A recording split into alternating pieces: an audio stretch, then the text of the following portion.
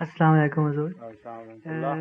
Assalamualaikum. I would like you, Hazur, to kindly explain the concept of free will in religion. In relation to the psychologist's view on man's behavior, determined by genes and his environment, and so on and so forth. On this subject also I have spoken quite a lot, but I know it's difficult to dig out for all the old cassettes in which you will find this subject discussed. So I'll briefly answer this.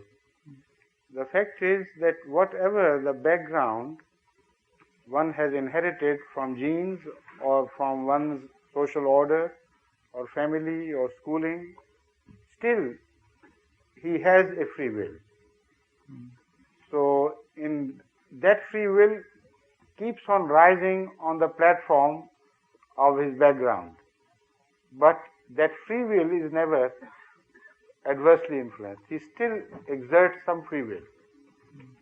So the question which you have raised has been long discussed between philosophers and theologians, etc.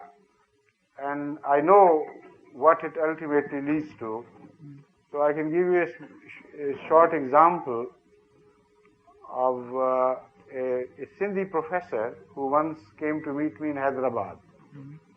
And he introduced himself to be a very, very well-talented, educated person, as he was, of course. And he told me that he has a simple question to ask, which he put to all the great scholars whom he met, but none could satisfy him. So please, if you permit me, I would like to ask that question to you. This was the same question he asked.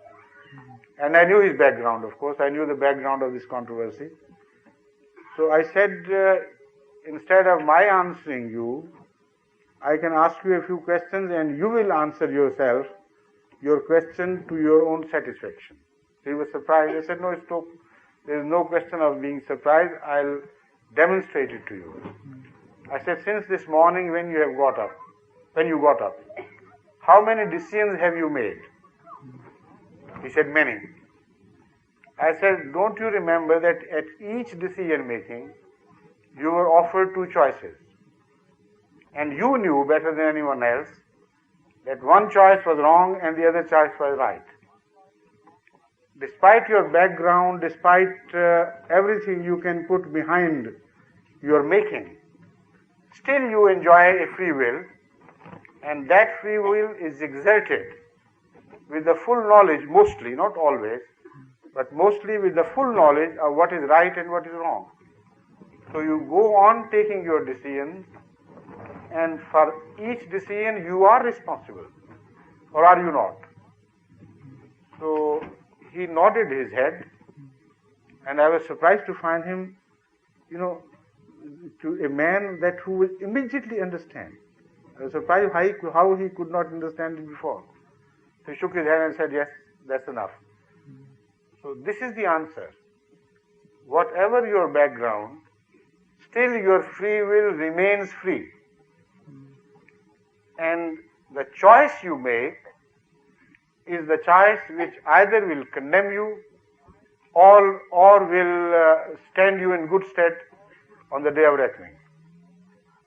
Now, as far as the background is concerned, that is irrelevant here, because the inner truth always remains the inner truth. It remains the inner truth, and the light can never be extinguished permanently unless you constantly ignore the call of your conscience and deaden yourself. That death is not caused by any genetical defect, but that death is caused by your persistent wrong decisions until the voice of conscience is stilled forever. So from then on, whatever you do, even if you don't understand it, you're responsible for that. If that is the question you wanted to ask, then I have answered. If you had something else in mind, because I see some doubts on your face, then clarify the question, please.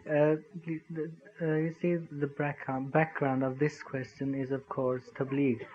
when I get the chance to talk about religion and say man has the will, the free will, the choice to choose the right religion. First of all, they use this about the genes and the environment as an excuse for the people that you don't know they. But you see, already I have explained. Yeah. Explain to you, you can build this topic like I have and tell them that despite all the genes, every day you make decisions about right and wrong, and you know at that time. So whatever the background of your upbringing or your inherent characters, you still are capable of taking decisions knowing them to be either right or wrong. So because otherwise man cannot take decisions. This is a psychological question. When you do not know this, whether this is right or that is right, then you are always in two minds. You don't know what decision to take. So the decision means your knowledge about the goodness of one aspect and the bad aspect of the other aspect, and a bad character of the other aspect. So decision making in itself is a proof that man is responsible for his choices. Thank you, Mr.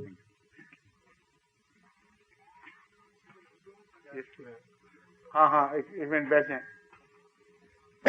बात यह है कि ये सवाल बड़ा पुराना और कदीमी चला आ रहा है कि इंसान को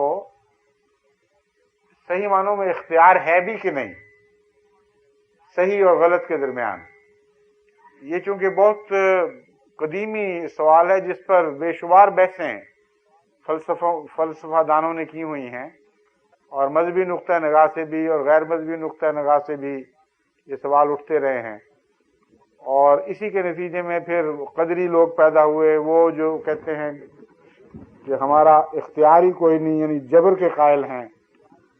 इसलिए बहुत तफसीली बहस है, उसमें मैं अभी इस पर जाना नहीं चाहता क्योंकि इससे तो मजमून ऐसे रस्तों पे चल जाएगा कि संभाला नहीं जाएगा.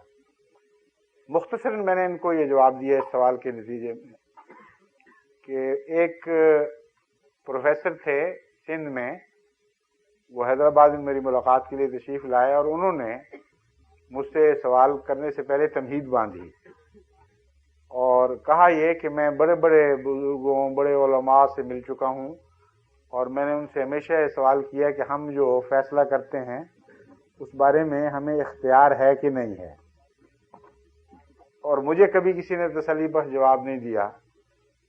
और अगर हम अपने माहौल से की वजह से बेइख्तियार हैं, माहौल के रंग में रंगीन होकर फैसले करते हैं, तो फिर अल्लाह ताला ने हमें मुकल्लफ क्यों बनाया, हमसे जवाब क्यों तलब करता है, ये मतलब था उसका. और फिर हम बेइख्तियार हैं सब.